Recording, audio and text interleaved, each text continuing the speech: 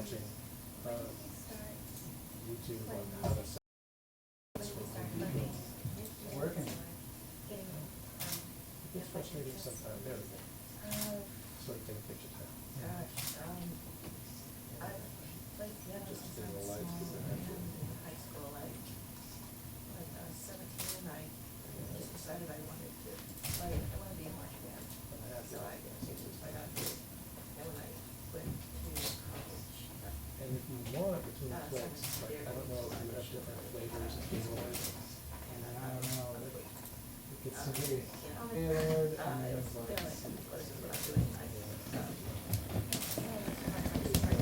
liking that. So then I had to finish it. I'm actually moving the camera a little bit. Music major. And while I was there, I think, So, well, actually I was a major. so as long as I don't look like I swallowed a lemon. It's like, And so I took that and I started playing. we have several that are in this family here. Where Irish it's stuff. very direct, but we also have. The nature of it is that they play the same song. Do you mind if I take a few more and try to get this a little more? And it's wonderful. Well, we know what It's we're, delightful. we know what we're It's getting. different every time It's I all play right. it, Yeah, like, yeah. things on them, but So I'll try to for set someone things who's up just a little starting bit. out, I really like that. so I learned.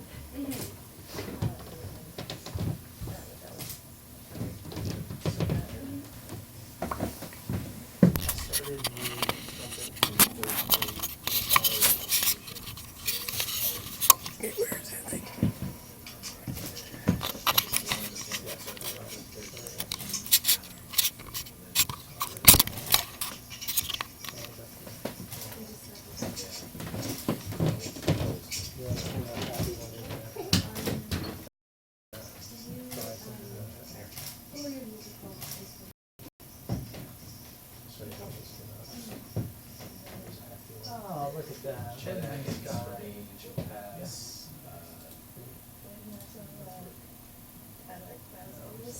Pray everything would focus. Mhm. I love Game of Thrones. So it's, yeah. And,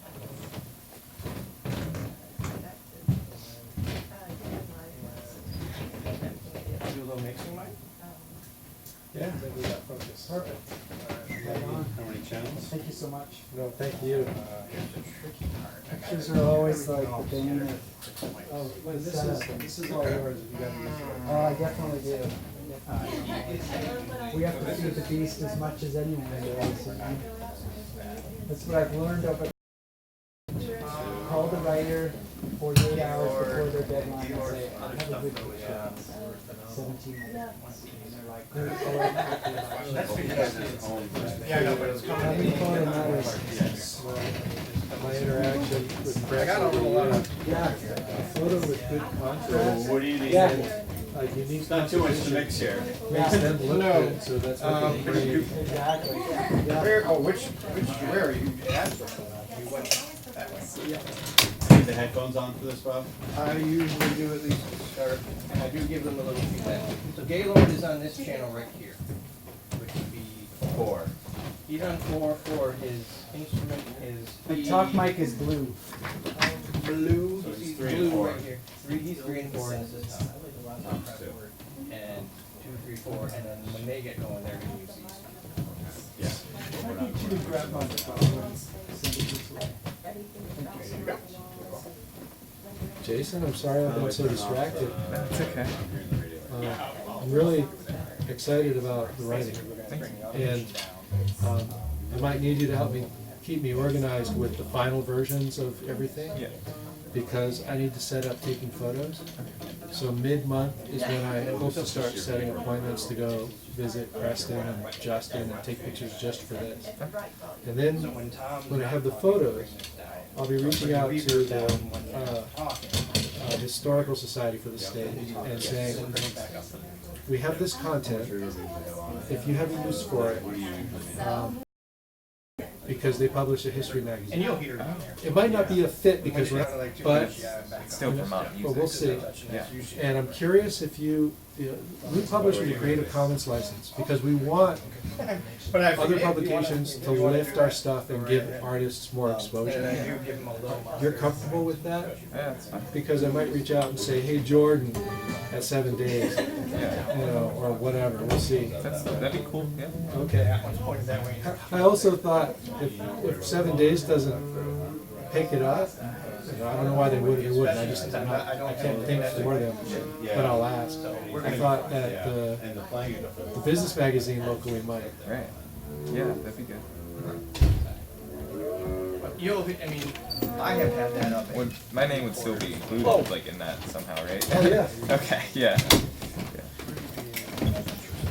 What, how you get to your little limiter, goes off and then back down. Limiter would be, Okay, you bring Yeah, you this do up Creative until- Commons with attribution. oh, here. Yeah, exactly. We only have, if there's a meeting of me here, you can turn around and get them up, but, These are your trims up here? yep. Okay. Do they have lights on? That's it. Okay, so these lights up here. Tom, I don't think you're gonna be in the frame this time around, is that okay with you? Yeah. Sometimes I start looking at these things too. So Your Gaylord, this basic is heat, you Facebook get a Live little to Big Heavy, compressor. and that camera up there, it's very dark, it's hanging from the, Yeah, I see it. that's the 360 that goes to the YouTube channel. Cool. And both of these will archive, so you Oh, can excellent. check them out. Once in a blue moon. And we will get. Hey Tom, can you just speak into your mic for a second? This is WMMMLP operating out of Burlington, Vermont. 105.9 the radiator. Okay, thank you. How was I hearing about that? Because the PFL. I just want to make sure I get the pronunciation of your name right. Yeah. Gahlord? Every Close. name goes Gaylord. basically- Gaylord? Yeah, it's got an H in it, but Okay. it sounds like Gaylord. No worries. Excellent. And Dewald? Yep. Alright, Gaylord Dewald. Just to And see it- it. it's a fixed level except you can check your gain. So Alright. if you've got the gain, if you have the gain up too much, you're that. It's really just to get the mic and the gain right. Gotcha. And then once they're right, then you can see the actual mixing. Tom, if I were at that computer working on photos, would it distract you to Not the everything I know.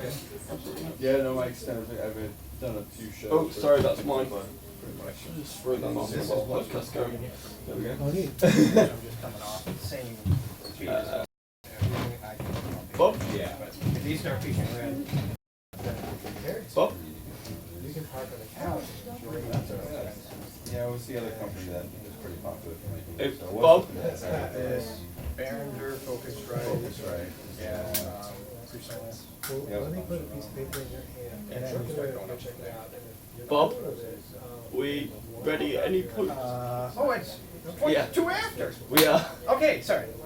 Yes. So, I'll give him a countdown. So, I'll just do this. In 3, 2, 1, you're on. This is WOMMLP operating out of Burlington, Vermont. 105.9 the radiator is once again at the Rocket Shop. I'm your host, Tom Proctor. With me tonight is Gaylord Dewald. It's going well. Thanks for having me on the show. Absolutely. Now, you're a little bit of an interesting artist, a bit different to what we usually expect. So, we usually start off with a song, or I don't know if I'd describe it as a song in this kind of instance. But would you like to introduce maybe kind of what your genre is? Yeah. The piece that you'll be playing, and then the song itself, and then Sure. So I'm a free improvisation bassist. I do a bunch of other kinds of things too, but today that's the thing I'm going to be doing. So I'm going to play some music for a little while, and then we'll talk about it. sure.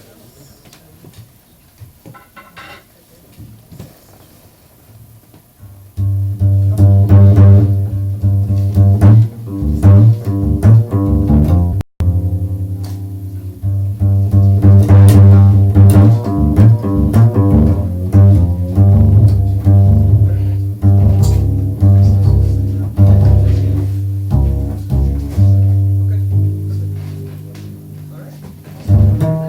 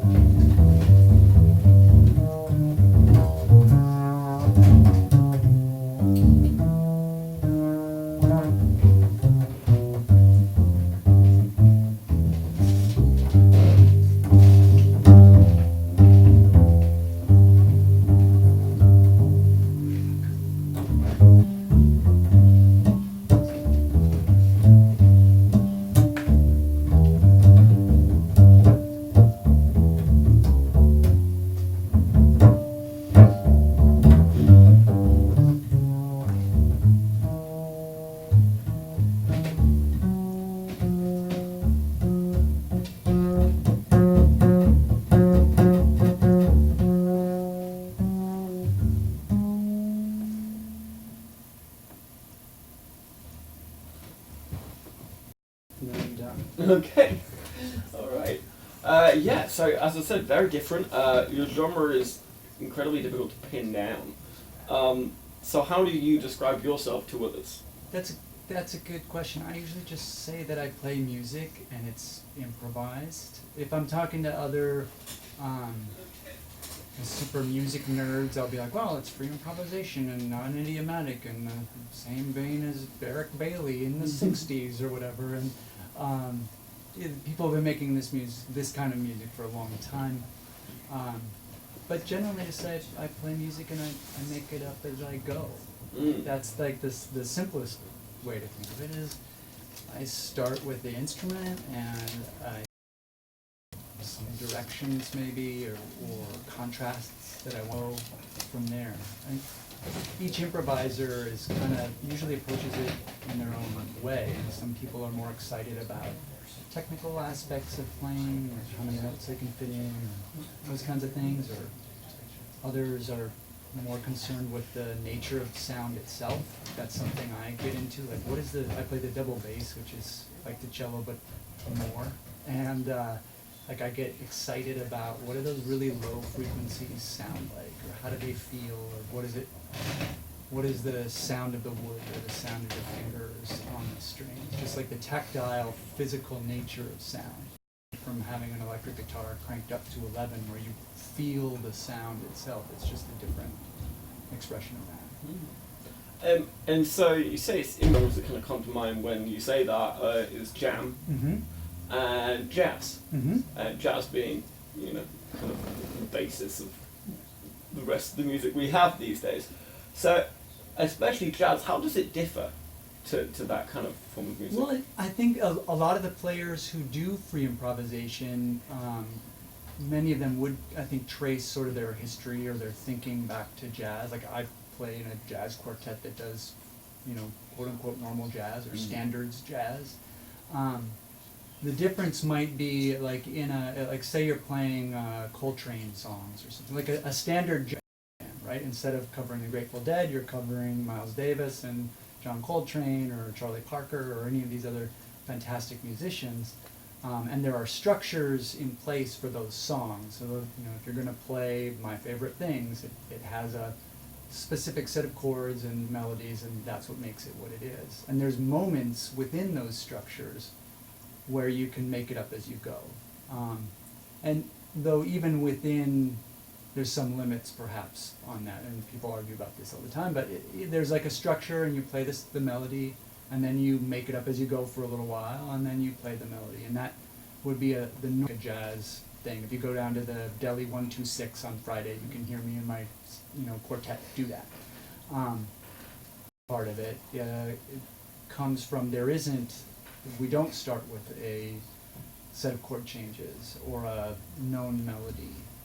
We start from silence, and we play from there and make it up as we go, and maybe we return to things, or maybe we just continually push forward through something, but it doesn't have a structure to it in the way that a traditional jazz arrangement might.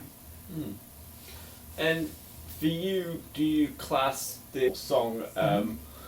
Do you class it as it's like pure art? Is it just sonic art like you would find in a contemporary art museum? Or do you class this as music? Is this a Venn diagram of several different things? I think probably a Venn. I haven't really thought of it that way, but like a Venn diagram to some degree. It's obviously music, and I've got a very broad definition for music is like sound that human beings organize. Qualifies as music. So while you're jackhammering on the street, if you're the jackhammerist and you're doing that and organizing the sounds, then you're the jackhammerist. So it's definitely music, and making decisions about them and how we feel about the sound and that kind of thing. Although when you mention contemporary art, sometimes I will describe the genre as like, oh yeah, it's like contemporary art but for sound. And within these sort of edge case musics where you have maybe free improvisation or contemporary composition and stuff written by living composers that may or may not be quote unquote classical, but and then experimental music, kind of those three sort of triangle of sounds out there. It's really about like exploring. It's about exploring what's available to us for expression as humans, but also exploring the physics of sound. Like there's a bunch of things that are going on there, and it's definitely music. It may not be a song in the same sort of product-oriented thing that it may not like easily fit into a.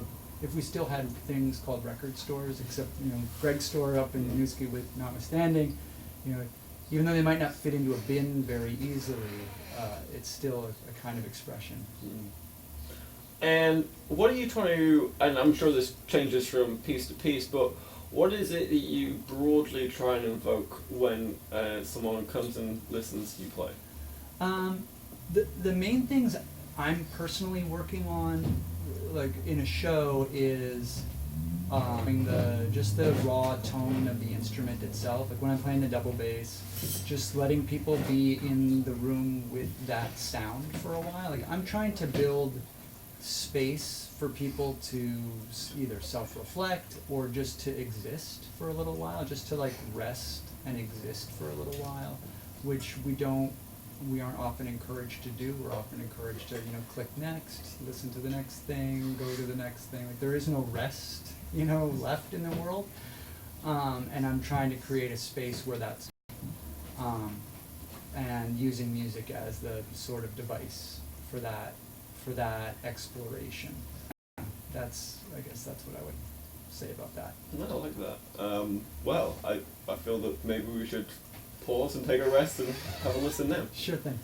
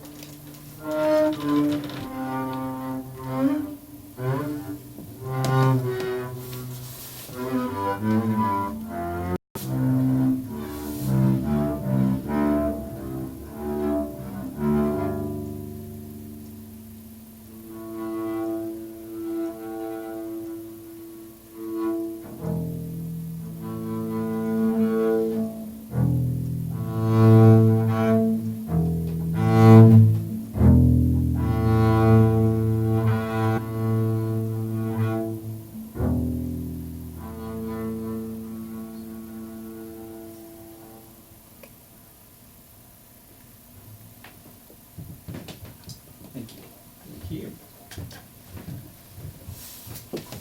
So I was doing a little bit of reading online from your website, and you're gracious enough to bring this beautiful double bass in with you tonight. And you did mention on that site that this double bass is your foundation for the songs that you do create. And I don't know how many are fully. There's probably a little bit more. It's a little of both. Yeah, it's a little of both.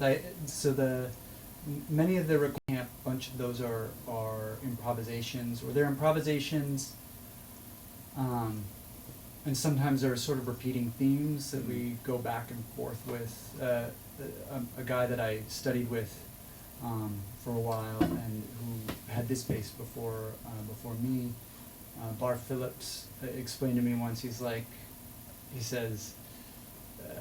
Free improvisers it's kind of like you have one song and you're just playing it over and over, and some days it's a little different than it was.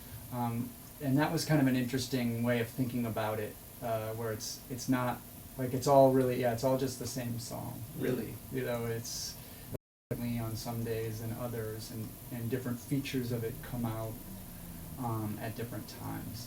That said, I do play some stuff that have notes on a page, and I've commissioned composers. I've got 10 pieces that I've commissioned from different composers around the country for the double bass, using some of the kind of special techniques that I know how to do, and those kinds of things. So I try to be involved sort of in all of the different kind of generative or quote unquote creative.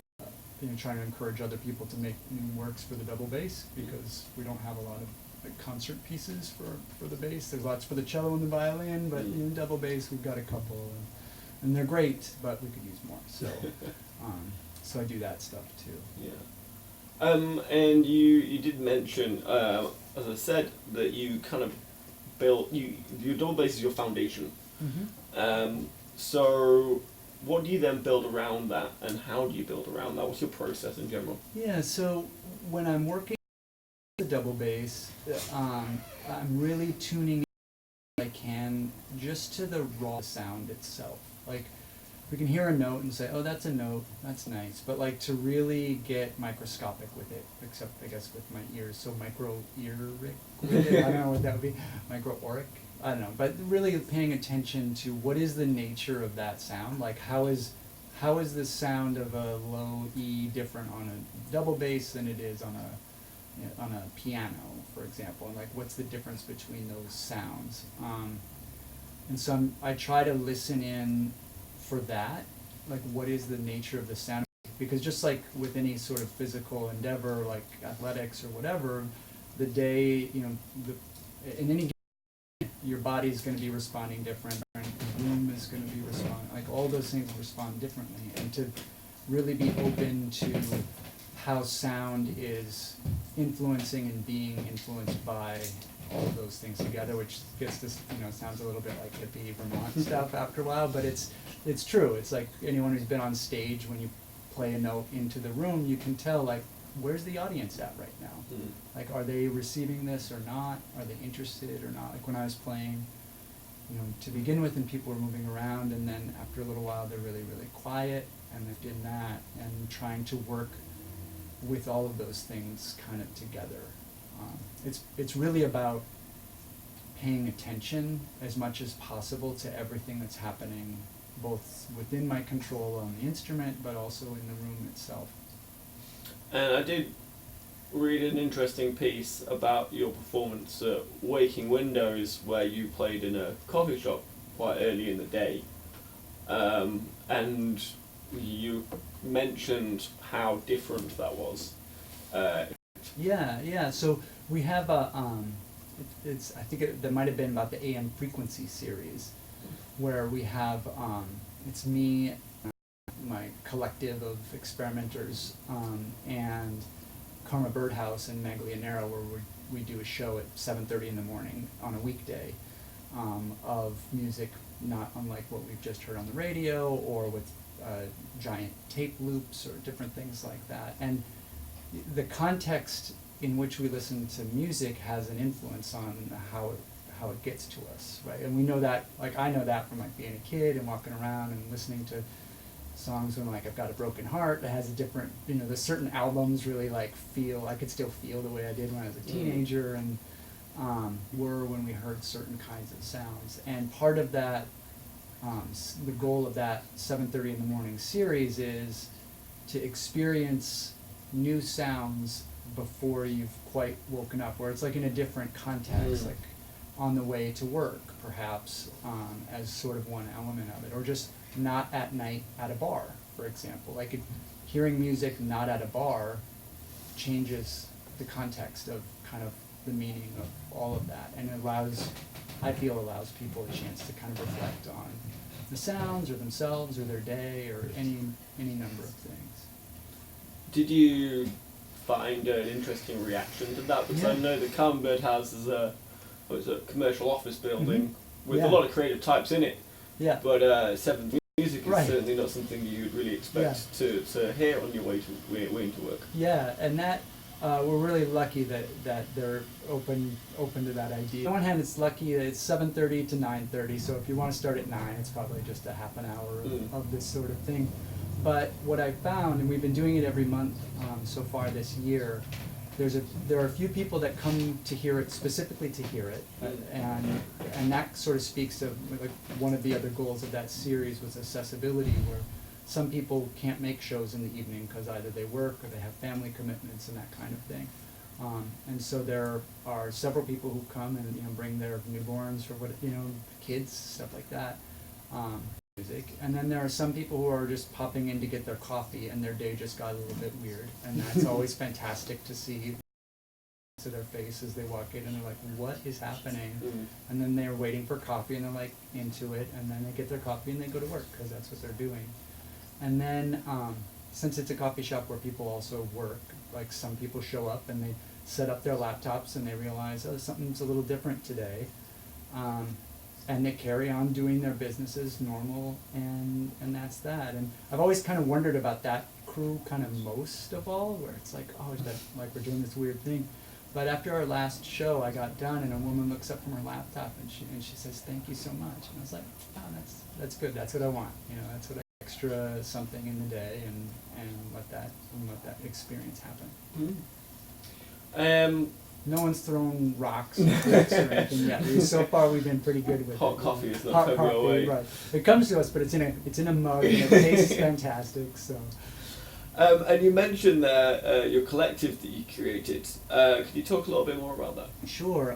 Community of Sound is a experimental music incubator, and we started last May, so it's going to be a year old here very shortly. And we run a series called the Cosine Series, which stands for Commental, and we bring in people from out of town that I know through my contemporary music networks. We've had Rajna Swaminathan, who's just releasing. We've had Sandy Ewan, who's an experimental prepared guitar player, does a ton of fantastic work. We're about to have Elizabeth A. Baker for a week, in a couple weeks from the 13th to the 17th, and she does a bunch of electronics, and we're going to have a Women in Technology workshop while she's here, so we're really excited about that. But in addition to the series, we also use our space to create our own work, so it's kind of like it's not so much like a shared band space where we work, and we've got a lot of recording gear and a baby grand piano and stuff and enough space to work, which in Burlington is a real challenge for musicians. I think probably every musician in town is kind of aware of, most people's apartment leases say you can't practice, stuff like that. So just having a space that's dedicated to the pursuit of sound in a very welcoming and diverse crew of people is, it's important to us to kind of like, and so we hang out and make music. We check out the space, or we sometimes do things as a group together, or little groups, or some of us have very prolific members. Adrian Cooper Smith is almost always recording either a folk band or a metal band. There's always something crazy happening. I walk in like, all right, Adrian. So, it's a little bit like this place. It's a lot like this place, and in fact, it's like upstairs from this place. So we should have a joint mic locker or something. But that's the group, and we're constantly kind of looking for additional things to work on and collaboration. Curating a stage at Waking Windows that we just found out about, so we're excited to be sort of holding down the fort for the weird music on Waking Windows Friday night. So if you want to hear more of this, and we're really lucky, like Burlington we have a lot of really creative music. Like I started keeping track of it over the course of the year and like writing down like who's doing what where, and there's all the different DIY shows. Like the Gloom Garden is always doing a cool noise show or something like that. And we've got our own series. And Lauren OZN is constantly doing something interesting, like her Yoko Ono tribute night, amazing show. So it's my friends from Brooklyn will be like, well, what's the scene for experimental music like up in Burlington? Like, how could there be anything? And I'm like, well, I'll put on a show, and there'll be 10 to 15 people will come. And, you know, if I haul all of my gear down to Brooklyn and I play a show, 10 to 15 people will come. So our scene is every bit as vibrant as Brooklyn. Yeah. Well, more people per capita. More people per capita as well, exactly. And if you get out to like Montpelier, then there's a group called Turn Music, classical pieces. Last year they did this great song cycle by Sarah K. Snyder called Penelope, and it was for chamber ensemble plus laptop electronics, and I performed the electronics part, but it was fantastic. I mean, it's like we really, like in most things, Vermont punches above its weight in cool stuff, and I'm really excited to be a part of that. Well, I'd love to hear another song. Sure thing. Time.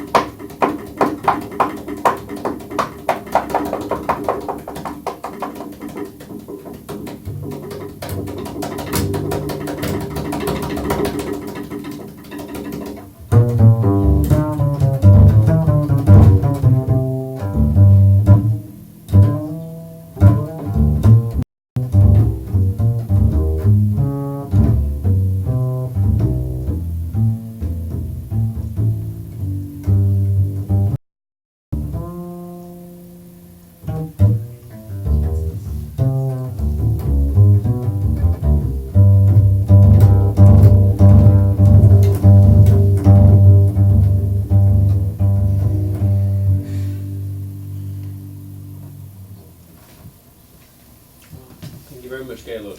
Thanks for having me. That was wonderful. Before you go, is there anything you'd like to plug? Any events you got on? Oh man, there's a bunch. Well, I guess go to Gahlord Dewald, Gahlord, DEWALD.com. get on the email. I email list people about all the cool stuff going on, and not just my own, but everything. Upcoming most on Sunday at 2:30 p.m. at the Community Sound Space, which is just upstairs from here at Fort Howard. There is a ambient electroacoustic trio of modular synth, keyboard and laptop electronics, and saxophone that's playing as part of our co-sign series. And then that April 13th to 17th, when we have Elizabeth A. Baker in town. Sunday we're going to do the Women in Technology workshop. So if anybody who's female or female identifying wants to do a class of music technology, that's a great time to do it. For those of us who are not women, she's going to do one on Monday for everybody, for women and not women. So no one's left out. We're just going to have a special class for women. So those are things I would really encourage people to check out. Oh, wicked. Well, once again, thank you for coming on. Yeah, thank you. I appreciate it. Coming up next, we've got Homebrew. We'll be right back. If somebody kills the phantom on this mic, then I can unplug it. Yep, Phantom. Sorry about running off there. I didn't see that we had another band, Oh, no, so that's to fine. make sure I checked. No, that's fine.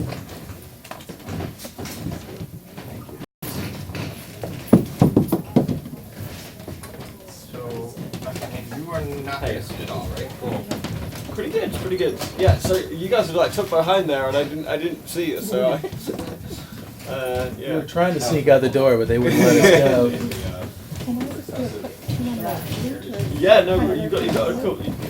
Oh, yeah. You will come back on the air whenever you guys are ready, basically. Oh, nice. Okay. Wonderful. Okay, so we're gonna slide you upstairs. That was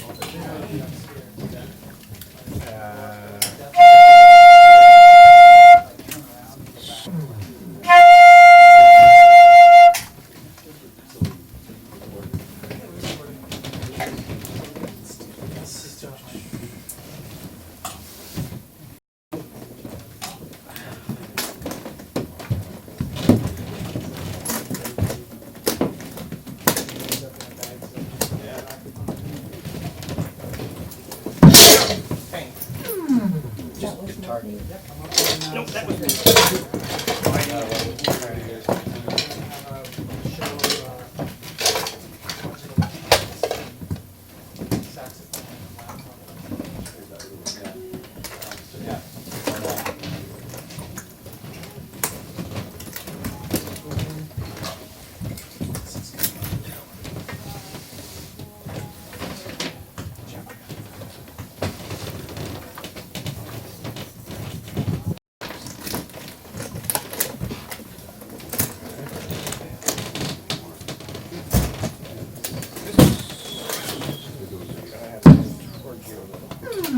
Interesting sound. Let's go for it. Means it's working.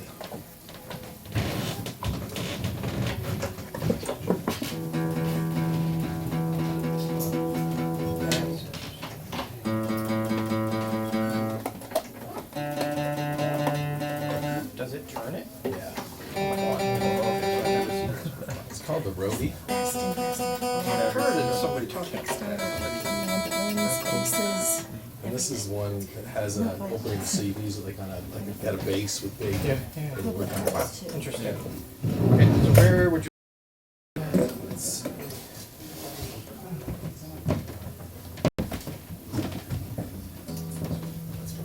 Check, yeah, that's fine.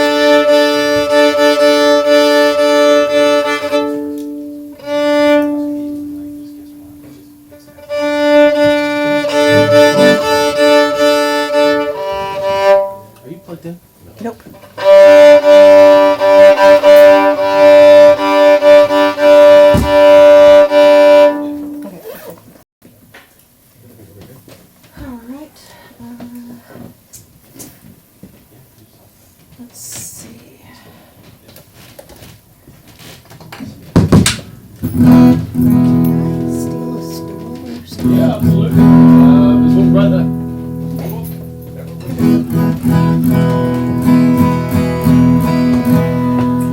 Plug me in, give me a little sound real quick.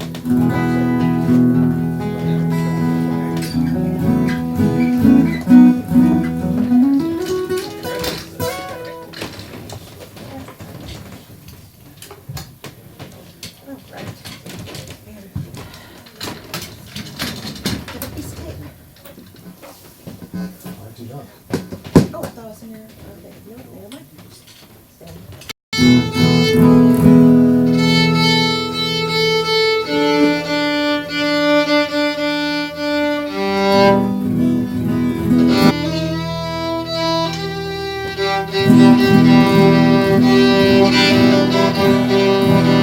Okay, and let me hear your tin whistle one last time.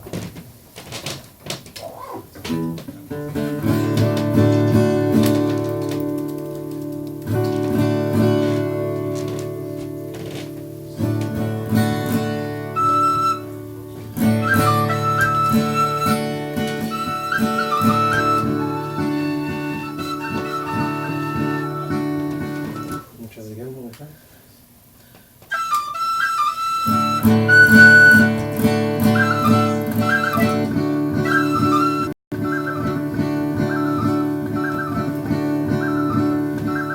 Sound like that. Even louder. Now go louder on your amp. A little louder on the amp. We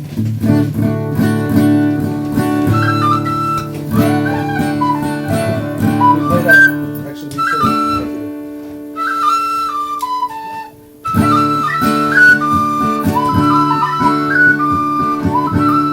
okay, that's cool. That works.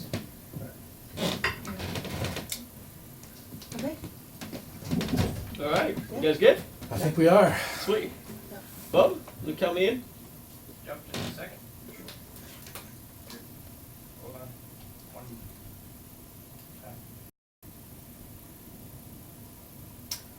And we're back. This is the Rocket Shop. I'm your host, Tom Proctor, and with me now is Homebrew. How's it going, guys?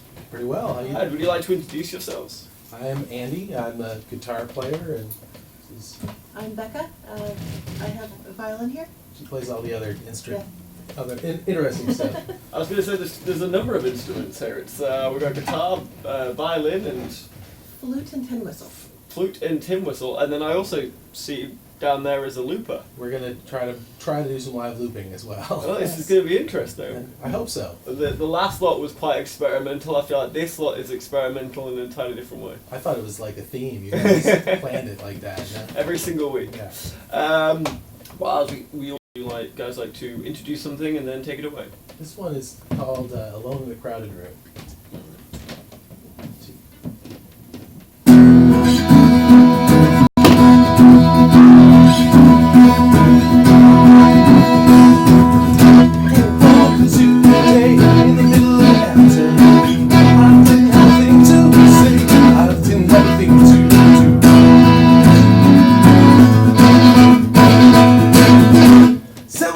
Summer rain.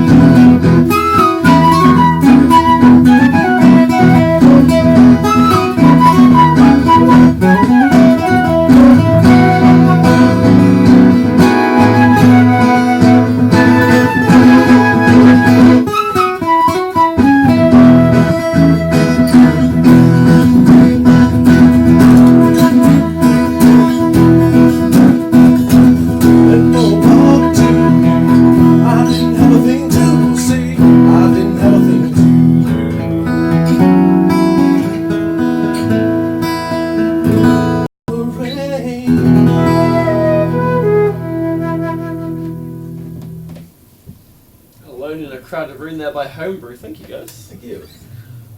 So I would let's start from the beginning here. You guys began since 2010. Am I correct there? We've been together. 2003? 2003. So you've been playing since 2003. Yeah. Yes. Oh wow. So that's quite a lengthy amount of time. When people say early 2000s now, I jog my memory and realise that it's actually getting close to 20 years. Yeah. Yeah. So how do you guys meet? And more people coming and going. How's it? Well, we met. I was at a kind of open mic, at this coffee house, and Becca was performing next door, and she came by afterwards, and We got to talking and we liked the same music. yeah. So I think I had just come to town after a long break and. Oh, sorry. Is this better? That is better. Oh. We've had different projects, separate projects, Yeah. in addition to this one for the longest time. But I think we started out. We had we had a Celtic music project, and we had a jazz. It became the same project after a number of years, and then our original stuff kind of got thrown in the mix as well. Often meandered and It has, evolved yeah. in the years. Absolutely, yeah. yes. I was going to say, so the three genres that you profess to being part of is Americana, Celtic, and jazz. One of those is not like the others. So how does kind of jazz get thrown into this? I think that comes from my background. It also comes from kind of like a lot of the chord choices that we use. We do come up with different kind of reharmonizing or different ideas of. A lot of these Celtic songs, they were written before we used standard, and it's amazing how different a tune can sound when you have jazz chords or Americana chords underneath it. That's a whole nother flavor. Right. And I did read that you guys are newish to Vermont, and obviously you'd be talking about meeting Florida. So do you split the year between the two, or are you now full Vermonters? We are. Well, I don't know if we're full Vermonters, but we are here just shy of 2 years now. So. Okay. That's a solid. You've seen two winters. Two winters, which is yeah. usually- Yeah. if you've not run after the first one, then that's usually It was snowing. Stick around. When we drove here tonight, so. yeah. Weird day. Very spring-like. That's a big difference, though, isn't it? Florida to Vermont. What prompted the move? I got into a school here, Oh, so. congrats. How is it translated in terms of the music you're creating? Do you find yourself creating more brooding or maybe deeper music up here in comparison to Florida, or have you not seen too much of a change? Or I think right now the music's been kind of taking a back seat, so there's been a lot of playing the old stuff, but not too much new stuff. I think I tried to write a song the other day, but it was We're adding more pop songs and Yeah. more modern music to our general sets. okay. Uh, Well, I'd love to hear another song. okay. Or would you like to introduce one? Sure. This one is called Hey.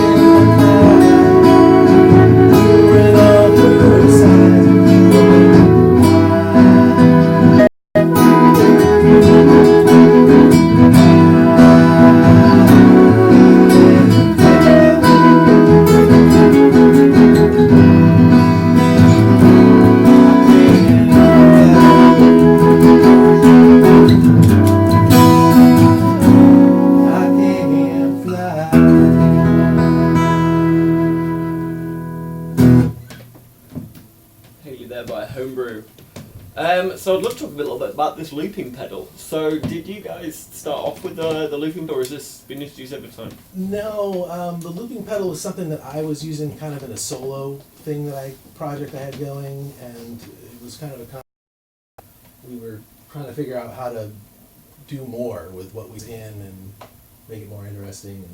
I was jealous.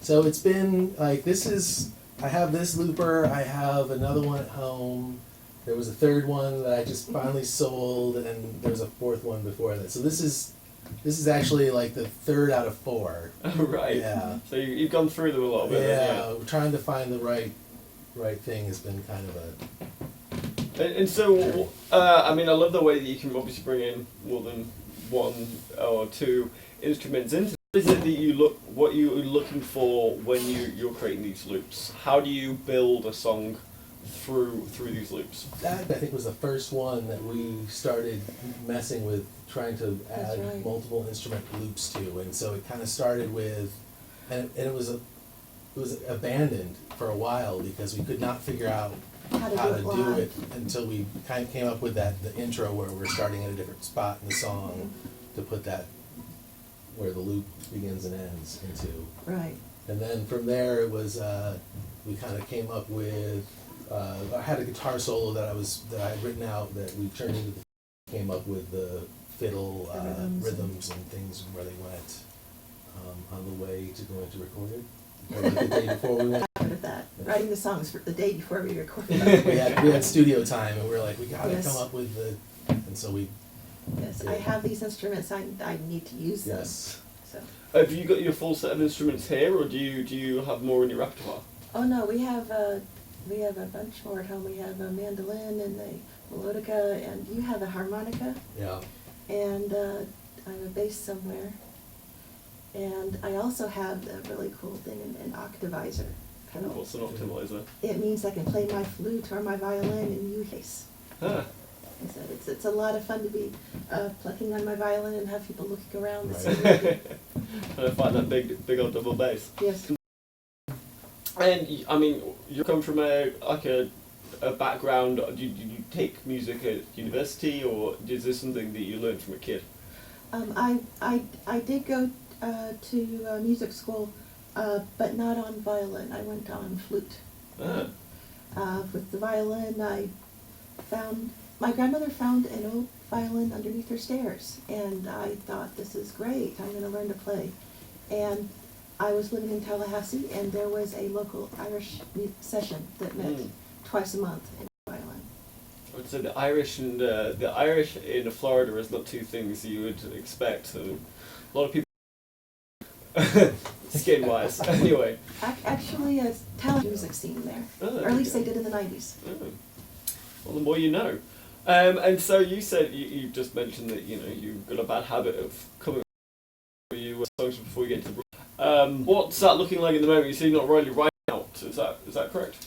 I think they're more like they're collections. They're not really albums. I've tried to as you looked at our website, I tried to organize everything together, and that's the way the website wanted me to do it. Okay. So We've been for so long, and we've played so many different styles. We've played an all jazz show or an all classical, all covers show, and what we found is that people look at the first 3 songs. We can do these other things too. right. So we thought having separating the different genres into their own quote signs albums. Right. I want to call them flights. I think that. This Flights. homebrew. Yes. Yeah. I suppose that would make more sense. And so you got 3 collections, or at least 3 genres. Have you ever thought about bringing in a 4th? Do you experiment around with trying to do, I don't know, jam or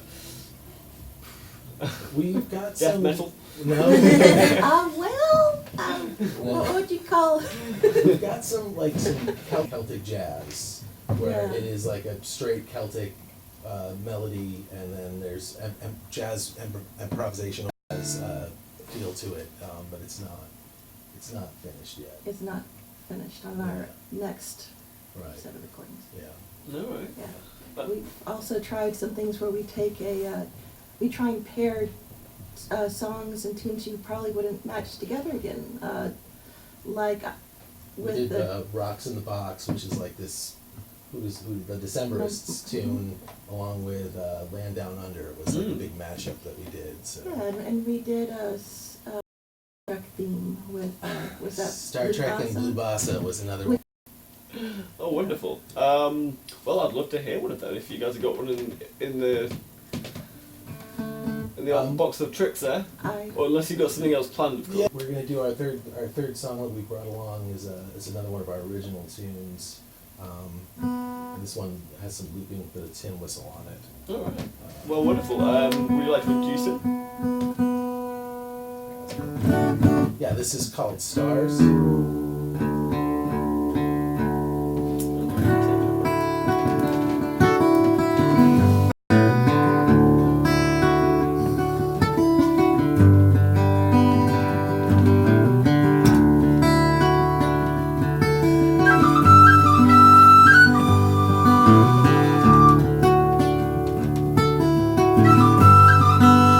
Sometimes at night, when the moon ain't shining bright, sun's closed her eyes and gone to bed. I look to the stars and the skies up above, and I'm wondering which way is home.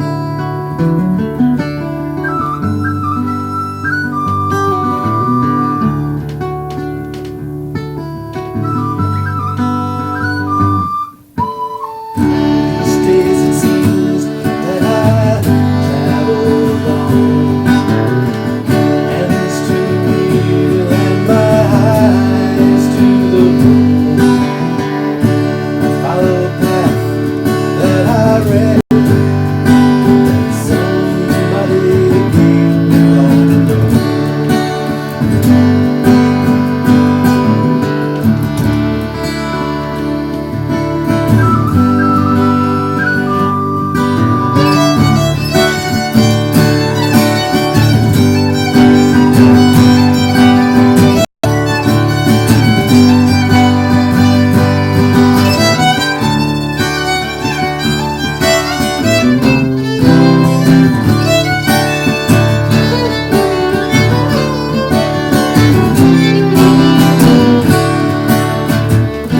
Sailors they say when they're lost out at sea can find their way home by the light of the star. But all that I see when I look up are these lights that look really far.